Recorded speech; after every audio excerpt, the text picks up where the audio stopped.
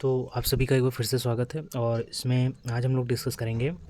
मैंने last video में आपको इधर अगर आप देखिए उसमें मैंने आपको सोडियम परमाणु के लिए कैसे अगर सिंगल एटम होता है और बहुत सारे एटम अगर होते हैं तो उसमें हम कैसे उसका ऊर्जा स्तर आरेख खींचते हैं वो मैंने आपको समझाया था। ये डायग्राम आपको मैंने पहले बता चुका हूँ ये। अच्छा, अब अगर आज बात करें तो आज हम दूसरा एग्जाम्पल कंसीडर करेंगे। दूसरा एग्जाम्पल कौन सा होगा? दूसरा एग्जाम्पल अगर हम बात करें तो यहाँ पर हम एक लिथियम परमाणु की बात करेंगे।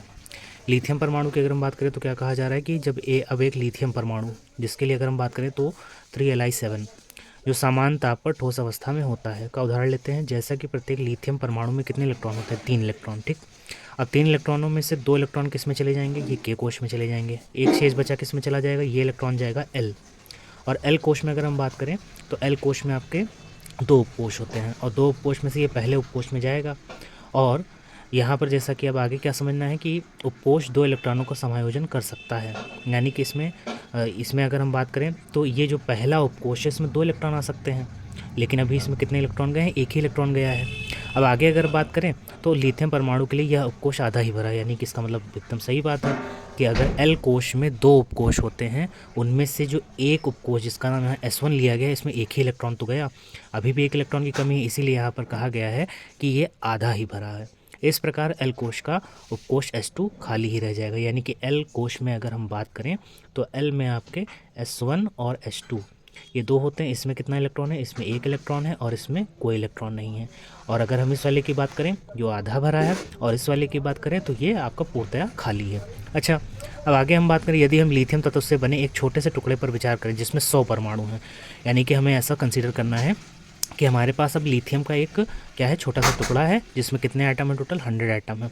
अब अगर हम बात करें स्वाभाविक रूप से इसके के व एल को प्रत्येक कोश में 100 ऐसे ऊर्जा स्तर होंगे जिनकी ऊर्जाएं काफ़ी निकट निकट होंगी, अथवा दूसरे शब्दों में व्यक्तिगत लिथियम परमाणुओं के ये सभी ऊर्जा स्तर मिलकर के एक ऊर्जा बैंड की रचना करेंगे। मैंने क्या बताया था प्रीवियस वीडियो में कि अगर हम कभी भी बहुत सारे एटम्स को मिला करके एक सॉलिड बनाते हैं तो उसके जो आउटर मोस्ट ऑर्बिट होते हैं उन पे सबसे ज़्यादा इसका इम्पैक्ट पड़ता है। और यहाँ पर यही आउटर मोस्ट ऑर्बिट मिल करके ही आपका ऊर्जा बैंड का निर्माण करते हैं। तो इस लाइन का मतलब यही है जो मैंने अभी रिपीट किया, जो बताया। अब इन बैंडों में इलेक्ट्रॉनों का वितरण कैसे होगा इसको समझ लीजिए। तो ये बैंड बनते कैसे हैं? तो बेसिकली जब आप कई सारे एटम्स को मिला करके जब आप एक सॉलिड तैयार करते हो तो आउटर मोस्ट ऑर्बिट जो होती है उसके इलेक्ट्रॉन की एनर्जी पे इम्पैक्ट पड़ता है। और उनकी जो एनर्जी होती है, उनका जो एनर्जी लेवल होता है, अगर सिंगल एटम होगा तो जैसे हमने यहाँ पर सोडियम के लिए बात की थी, अब ऐसे ही जब n एटम हो जाएंगे तो यहाँ पर उनके आउटर मोस्ट ऑर्बिट की जो एनर्जी होगी उस पर इम्पैक्ट पड़ेगा, और बल्कि आउटर मोस्ट ऑर्बिट के जो इलेक्ट्रॉन है उनकी एनर्जी पे इम्पैक्ट पड़ेगा। और यहाँ पर आपको एक पट्टी नहीं मिलेगी, यहाँ पर आपको कई सारी पट्टियाँ मिलेंगी। अच्छा, ठीक। अच्छा, अब इसमें इलेक्ट्रॉन का डिस्ट्रीब्यूशन कैसे होगा ये देख लेते हैं। अब यदि इन बैंडों में इलेक्ट्रॉन के वितरण पर विचार करें तो के ऊर्जा बैंड में 200 इलेक्ट्रॉन होंगे। अब इसका क्या मतलब है?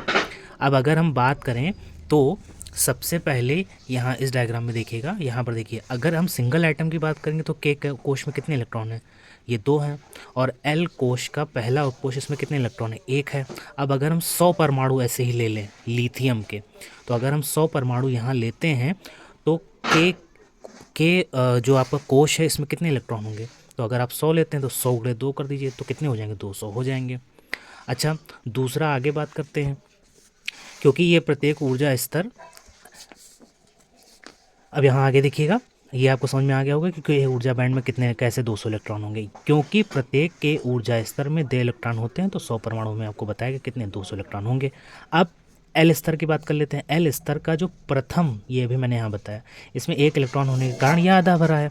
अब S1 उपकोष के संगत ऊर्जा बैंड में कितने इलेक्ट्रॉन होंगे? 100। क्यों 100 होंगे? क्योंकि अगर एक एटम के लिए यहाँ पर अगर एक एटम के लिए यहाँ पर सिंगल इलेक्ट्रॉन अगर उसमें भरा हो तो ऐसे 100 एटम ले लीजिए तो कितना हो जाएगा? इंटू 100, तो बराबर कितने? 100 ही इलेक्ट्रॉन तो हुए। ठीक, लेकिन अभी ये हाफ फिल्ड है, इसमें कितने इलेक्ट्रॉन और आ सकते हैं? ऐसे ही 1 इलेक्ट्रॉन और बढ़ेगा तो यहाँ पे अभी कितने इलेक्ट्रॉनों की कमी है? 100 इलेक्ट्रॉनों की अभी यहाँ पर क्या है? कमी है। बात समझ में आई? तो अब एल स्तर के प्रथम उपकोष में इलेक्ट्रॉन S1 में 1 इलेक्ट्रॉन होने के कारण यह आधा भरा है, और S1 उपकोष के संगत अब यहाँ पे ऊर्जा बैंड में 100 इलेक्ट्रॉन ही होंगे। हालांकि यह 200 इलेक्ट्रॉन को समायोजित करने की क्षमता रखता है। इस प्रकार यह ऊर्जा बैंड आधा ही भरा है। तो यहाँ पर ये इसका ऊर्जा स्तर। अब यहाँ पर अगर आप बात करिए तो अगर हम के कोश की बात करते हैं तो के कोश क्योंकि ये पूर्णतया भरा हुआ है, तो यहाँ पर जो एनर्जी बैंड बनेगा इसमें कितने इलेक्ट्रॉन होंगे? 200 इलेक्ट्रॉन। 100 परमाणु है ना, तो 100 दूना 200 इलेक्ट्रॉन हो जाएंगे। और इसके कितने ऊर्जा स्तर? 100 ऊर्जा स्तर। अच्छा, अब इसके बाद अगर हम बात करें यहाँ पर ये कैसे बना, यहाँ पर ये बेसिकली जो एल कोश है इसके S1 उपकोश की बात की जा रही है।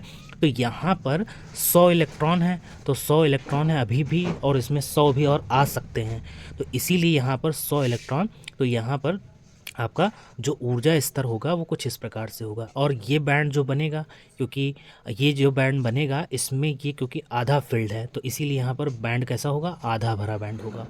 और उसके बाद अगर आप एम कोश में जाते हैं तो ये पूर्णतया खाली होगा, तो यहाँ पर कोई भी इलेक्ट्रॉन उपस्थित नहीं है, इसीलिए यहाँ पर ये रिक्त बैंड होगा। तो ये आपके 3 क्रमशः हो गए, ठीक।